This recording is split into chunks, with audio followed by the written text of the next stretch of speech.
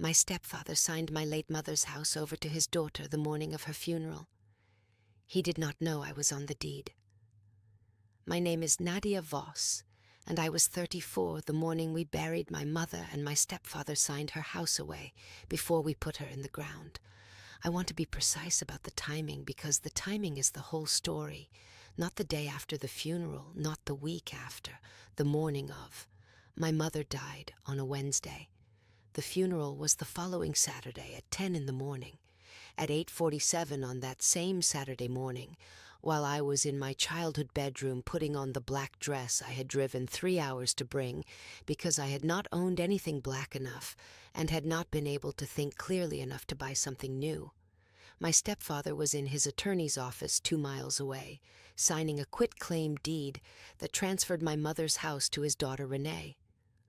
I did not know this at 8:47. I knew it at 11:23, when the county recorder's automated notification arrived on my phone. Because 8 months before she died, my mother had added my name to the title of her house as a joint tenant with right of survivorship. And joint tenants receive notification when anything happens to the property they co-own. I was standing at my mother's graveside when my phone buzzed. I looked at the notification. I read it twice. I put my phone in my pocket. I did not say a word.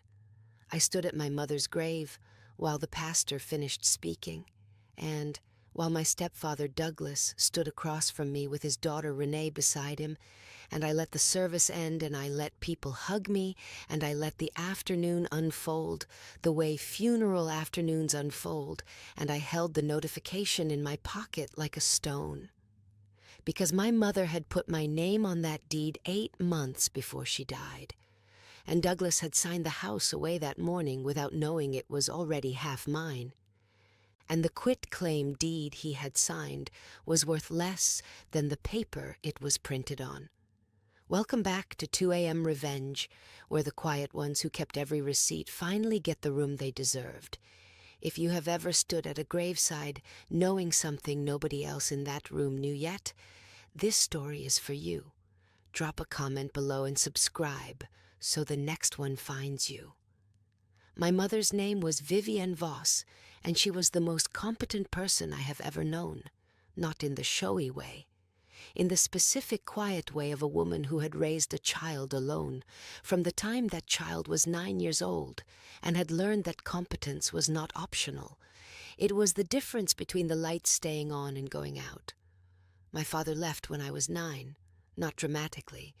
He simply stopped coming home with the same frequency until one day the frequency reached 0, and my mother sat me down at the kitchen table and explained in careful age-appropriate language that some things did not work out and that our life was going to look different now, but that different was not the same as worse. She was right about that. She worked as an administrative coordinator at a law firm for 23 years. She bought the house on Bellamy Street when I was 11, a 3-bedroom craftsman with a front porch and a backyard that she planted systematically every spring with the specific patience of a woman who understood that some investments took years to show their return. She paid off that house in 18 years. Every extra dollar she had went into that mortgage. She brought me up inside that discipline, not as a burden, as a lesson. She said the house is the foundation. She said everything else is built on top of it. She said when you own the ground you stand on, nobody can move you unless you let them. I became a real estate paralegal because of her, not because she told me to, because I had grown up watching her understand that the most important documents in a person's life were the ones that described what they owned, and that those documents needed to be correct and current and held by the right people. I spent my professional life ensuring that for strangers. I had not thought to ensure it for myself until she did it for me. Douglas Hart arrived in my mother's life when I was 26. She had been alone for 17 years, not unhappily alone. I want to be precise about that because the story of a lonely widow is not my mother's story. She had built a full life. Friends, work she found meaningful, the garden, a book club she had attended for 12 years. Sunday phone calls with me that ran long and covered everything. She was not waiting for Douglas. Douglas arrived anyway. He was 61 to her 58, recently retired from a career in commercial insurance, a widower with one adult daughter, Renee, 34, who lived 40 minutes away and visited on holidays with the specific managed warmth of a woman performing familial duty. Douglas was pleasant. I want to be honest about that because he was not a monster in the visible way. He was pleasant and attentive, and he laughed at her jokes, and he took her to dinner, and he fixed things around the house without being asked, which my mother found both useful and charming. He proposed after 14 months. My mother called me on a Sunday and told me, and her voice had a quality in it I had not heard since I was very small, a lightness, a specific kind of surprised happiness, the happiness of someone who had stopped expecting a thing and was holding it anyway. I said I was glad for her. I meant it. She said she hoped I would give him a chance. I said, of course. She said he was a good man. I said I believed her. She said, Nadia. I said, Mom. She said, I want you to know, this doesn't change anything between us. I said, I know that. She said, you are my first person. She said it simply, the way she said the things she meant most. I said, I know, Mom. I said, I love you. She said, I love you too. She said, come for dinner Sunday so we can celebrate properly. I came for dinner. I met Douglas at the table, and I gave him a fair chance the way my mother had asked. He was pleasant at dinner, attentive to her, appropriate with me. Nothing I observed that evening gave me a specific reason for the low-level unease I felt driving home. I told myself it was adjustment. I told myself it would pass. They married in June, small ceremony, 30 people. Renee stood beside Douglas. I stood beside my mother. She wore a pale blue dress she had found in a consignment shop and altered herself, and she looked beautiful in the specific way of a woman who is happy from the inside. I gave a toast. I talked about competence and patience and the particular courage it takes to build something from scratch and then choose to share it. People cried. My mother squeezed my hand under the table. Douglas said it was the most generous toast he had ever heard. I said my mother had always inspired generosity. Renee watched me from across the table with an expression I could not entirely read. Not hostile, calculating. The same assessment look I had seen on Sandra in the last script. I filed it away. I kept the file. The illness arrived 14 months after the wedding. Pancreatic. The word the oncologist used was aggressive, and the timeline he gave was not the timeline any of us wanted, and my mother received it with the specific composure of a woman who had faced hard things before and knew that composure was the first tool you reached for. She called me from the doctor's office. Her voice was steady. She said, I need you to listen and not react until I finish. I said, okay. She told me. I listened until she finished. Then I reacted. Not with panic, with the specific activated focus of a woman who understood that what came next was going to require her full capability, and that full capability was what she had. I said, I'm coming. She said, I know you are. I said, Friday. She said, I'll have the room ready. I drove down Friday. I stayed through the weekend. I came every other week after that and filled the weeks between with calls and logistics and the specific coordination of a person managing a situation from a distance and hating every mile of the distance. Douglas was there. In the beginning, he was present in the ways that counted, driving her to appointments, managing the medication schedule, being physically available in the ways I could not be from 3 hours away. I was grateful for that, genuinely grateful. He was her husband and he was showing up, and I acknowledged it and told him so. What I noticed more slowly was the way things shifted in the house, not dramatically. The slow shift of a household reorganizing itself around a new center of gravity. Renee started coming more often, first on weekends, then for stretches of several days. She said she wanted to support her father during a difficult time. I said I understood. I kept coming every other week. I kept managing the coordination from a distance. Renee and I moved around each other in my mother's house with the careful politeness of two women who understood they had overlapping claims on the same space and had not yet been required to define those claims directly. In the 7th month of my mother's illness, she asked me to drive her somewhere on a Tuesday. She did not say where. She said she had an errand and she would appreciate the company. I drove her. She directed me to a title company downtown, a firm I knew professionally, had used on client transactions. I said, "Mom." She said, "I have an appointment." I said, "What appointment?" She said, "I am adding your name to the deed." I said, "Mom." She said, "Nadia." She said, "I have thought about this carefully." She said, "I want the house to be yours when I am gone, and I do not want there to be any question about that, or any process that requires anyone's cooperation to make it happen." She said, "I know how these things work." She looked at me. She said, "You know how these things work." She said, "Let's go inside." I sat in the title company lobby while my mother met with the closing officer, the same way Avery sat in the waiting room while Walt signed his trust, the same way the granddaughters and the grandsons sat outside while the people who loved them most made the thing permanent. My mother came out 40 minutes later. She was carrying a copy of the amended deed. She handed it to me in the parking lot. She said, "Keep this somewhere safe." I said, "Mom." She said, "This is the house I paid off." She said, "It is yours."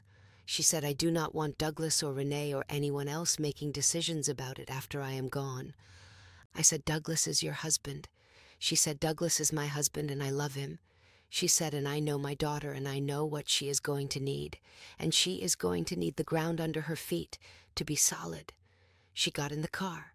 She put on her seatbelt. She said, "Let's get lunch." I looked at the deed in my hands. My name. Her name. Joint tenants with right of survivorship. Explicit. Recorded. Permanent.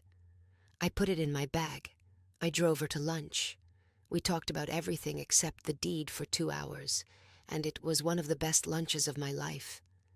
She died 8 months after the title company appointment, on a Wednesday morning. In her bed in the house on Bellamy Street. Douglas was there. I was there. I had driven down the previous Sunday because something in her voice on our Thursday call had told me to come, and I had learned to trust those instincts. She died with the window open and the garden visible, and I sat with her for a long time after. Then I called the people who needed to be called, the funeral home, her friends, her book club. I called them all. Douglas sat in the kitchen. Renee arrived by evening. I drove back to my apartment Thursday night because I needed to be in my own space for 24 hours before I could do anything useful, and my mother had taught me to know the difference between pushing through and cracking through. I came back Saturday morning for the funeral. I want to tell you about the 8:47 notification. I had set up county recorder alerts on the Bellamy Street property when my mother added me to the deed. Standard practice for any property professional. Any change to the title triggers an automated email. I had set it up and forgotten about it the way you forget about a smoke alarm, because you set it up precisely so you do not have to think about it. At 8:47 on the morning of my mother's funeral, my phone received an automated notification from the county recorder's office. A deed change had been recorded on the Bellamy Street property. Grantor Douglas Hart. Grantee Renee Hart. Instrument quitclaim deed. Recorded 8:47 a.m. I was in my childhood bedroom. The black dress was on the bed. I read the notification once. I put the phone face down on the dresser. I put on the black dress. I drove to the church. I sat in the front pew. I stood at the graveside. My phone buzzed in my pocket at 11:23, and I already knew what it said because I had read it at 8:47, and I had spent the hours between understanding exactly what Douglas had done and exactly what it meant and exactly what it did not mean. It did not mean the house was Renee's. A quitclaim deed transfers only what the grantor actually owns. Douglas owned half the house. He had owned half the house since the moment my mother died, and the survivorship clause activated and the other half transferred to me. He had signed away his half. He had not touched mine. He could not touch mine. My mother had made sure of that 8 months ago in a title company on a Tuesday afternoon over lunch. I stood at the graveside and I felt the stone of that knowledge in my pocket alongside the phone. My mother had known. She had known this was possible. She had sat in the title company and she had protected me from exactly this. She had not said so directly. She had not said Douglas might do this. She had just said, I want the house to be yours, and I do not want there to be any question. She had known. If you have ever stood in the most painful moment of your life holding a piece of information that changes everything and chosen to wait for the right moment to use it, stay with me. Subscribe, so this story reaches you all the way to the end, because what happened at the post-funeral gathering is the reason I can stand in front of that house today and feel nothing but peace. The post-funeral gathering was at the house, Bellamy Street, my mother's house, my house, 40 people moving through the rooms my mother had filled for 23 years, eating the food that the book club had brought, drinking the coffee that Renee had made in my mother's kitchen as if she were already the hostess. I moved through the gathering doing what I had always done, making sure people had what they needed, accepting condolences, holding the space the way my mother would have held it. Douglas received condolences in the living room with the composed grief of a man who had been to his attorney's office 3 hours ago and believed the hard part was handled. Renee moved through the kitchen with a proprietary ease that told me she had been told. She knew about the quitclaim deed. She had probably been there when it was signed.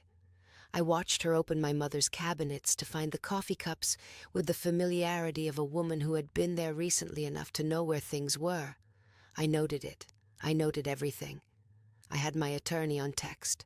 Her name was Clara Reyes, and she handled real estate and estate law, and she had been my colleague on client matters for 4 years, and she was 3 hours away and available. I had texted her at 9 a.m. from the church parking lot. I had sent her the notification screenshot. She had responded in 4 minutes. She had said exactly what I expected her to say. She had said the quitclaim is void as to your interest. She had said Douglas can convey only his share. She had said Renee now owns Douglas's half. She had said you own your mother's half, which transferred to you automatically at death via the survivorship clause. She had said you are co-owners with your stepsister.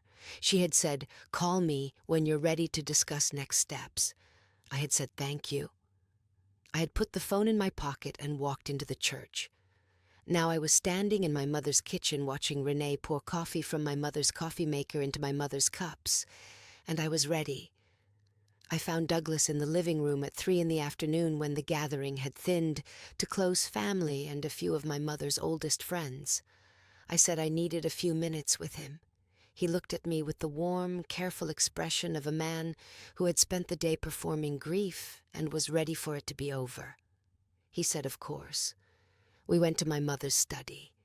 I had been in this room 1,000 times. Her desk was still exactly as she had left it. I sat in the chair across from the desk.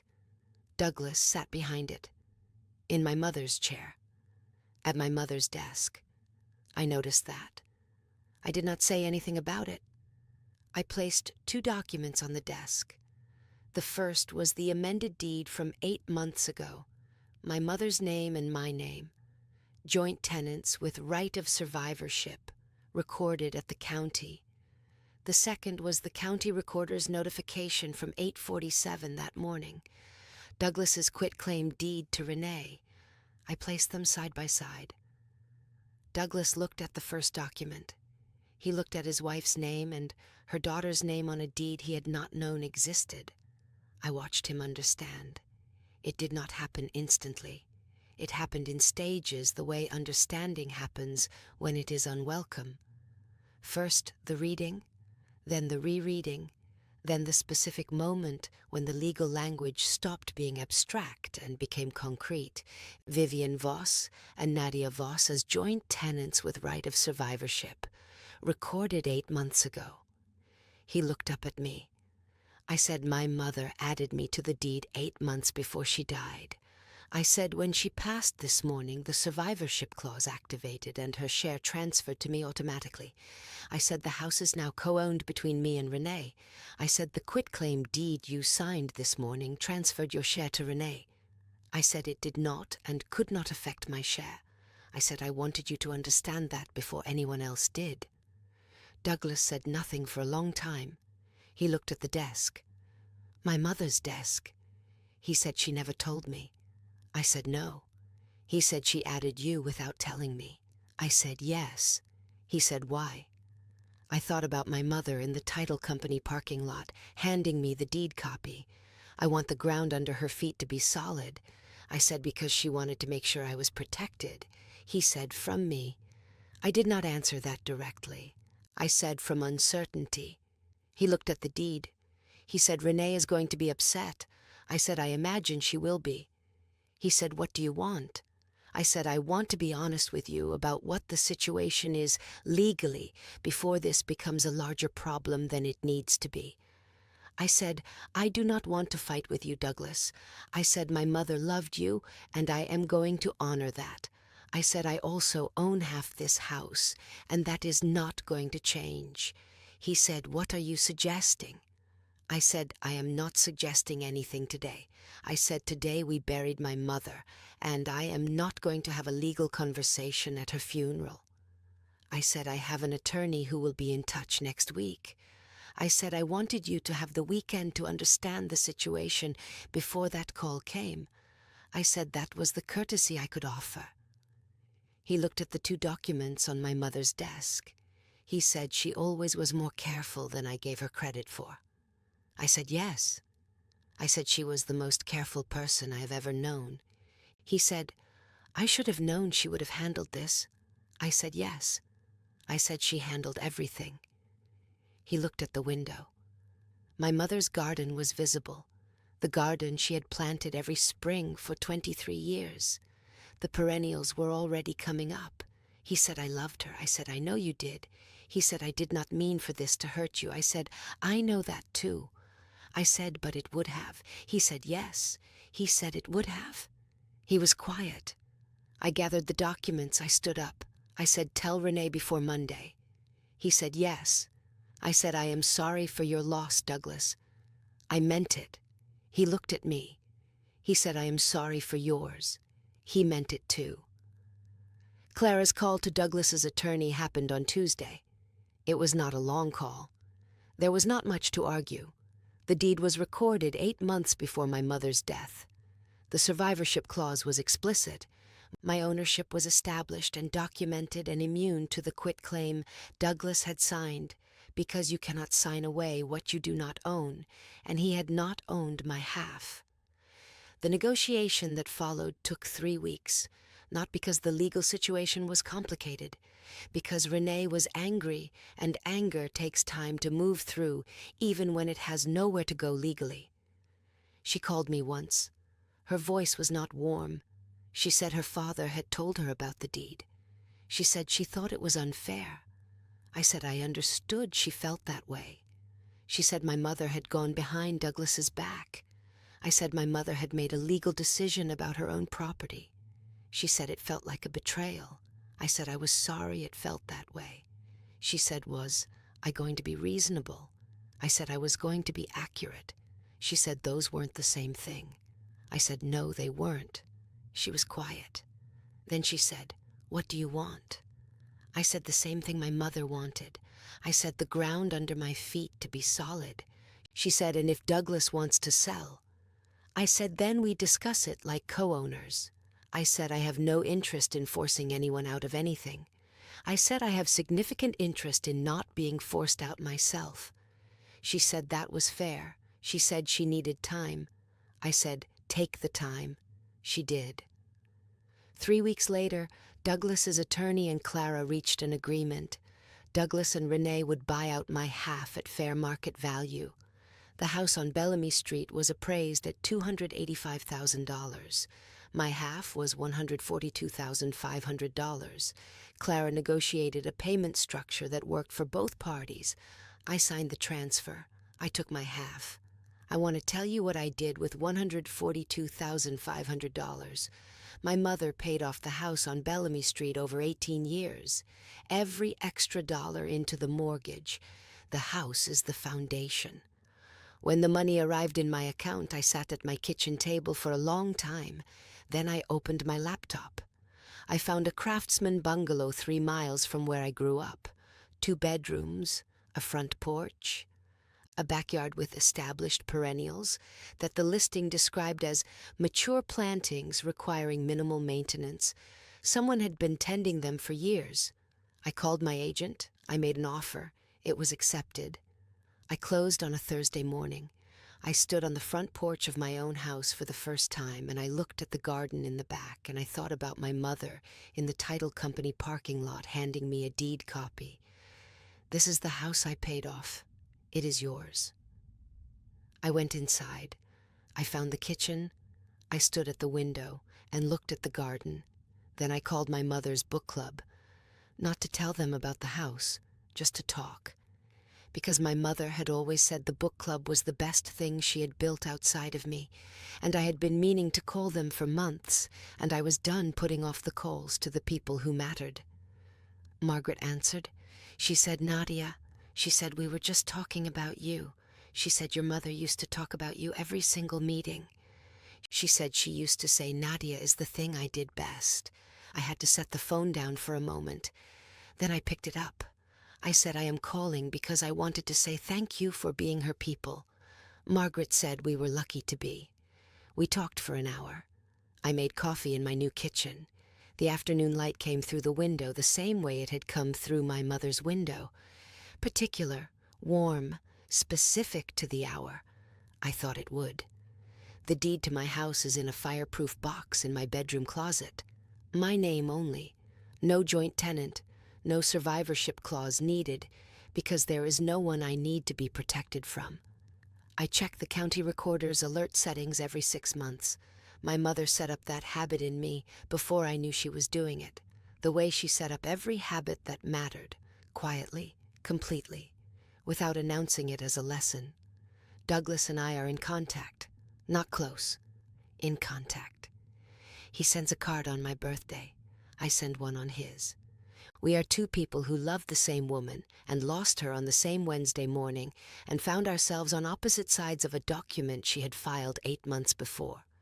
We are managing the distance between those 2 facts with the specific care of people who understand that some things do not resolve into simplicity, no matter how much time passes. He is 71 now. He lives in a smaller place. Renee visits on holidays. I do not know if they are happy. I know they are together. I know my mother would want me to leave it at that. So I do. I think about the Tuesday she drove me to the title company. The way she directed me there without telling me where we were going. The way she came out 40 minutes later with the copy in her hand. The way she handed it to me in the parking lot like it was nothing. Like transferring half her house to her daughter was an errand she had been meaning to run. She had been thinking about Douglas, about Renee, about the quitclaim deed he would sign the morning of her funeral. She had not known specifically, but she had known the shape of what was possible, and she had built the wall before the threat arrived. That is what careful people do. That is what my mother was. She was careful in a way that outlasted her, in a way that protected me from a parking lot miles away, when she was no longer able to protect me herself. I keep the deed copy in the fireproof box. Above it, I keep the copy she handed me in the title company parking lot. Her handwriting is on the envelope. Just one word, mine. That is my story. 1 Tuesday errand, 1 title company appointment, 1 lunch afterward where we talked about everything except what she had just done for me. And 1 Saturday morning when I stood at my mother's grave holding a county recorder notification in my pocket and understood that she had already handled it. She always handled it. If your mother is still here, Call her, not tomorrow, today. If she is not, look in the files she left behind. Look in the box under the bed. Look in the envelope with your name on it. She may have already handled something you do not know about yet. Mothers like mine usually have. Share this with someone who needs to hear it tonight. Drop a comment and tell me which part of this story stayed with you. Hit subscribe, and I will see you in the next one.